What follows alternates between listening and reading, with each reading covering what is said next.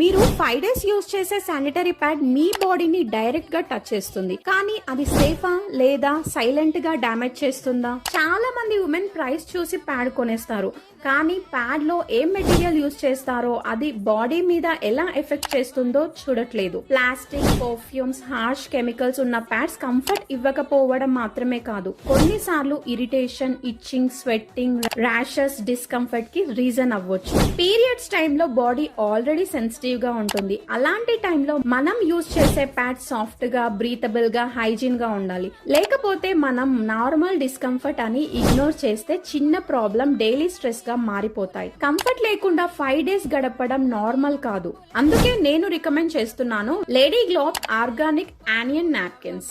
ఎందుకంటే ఇది just pad కాదు, మన బాడీ కంఫర్ట్ ని ఆలోచించి చూస్ చేసిన బెటర్ ఆప్షన్. మీకు lady globe organic onion strip sanitary napkins కావాలంటే వెంటనే DM చేయండి, ఆర్డర్ ప్లేస్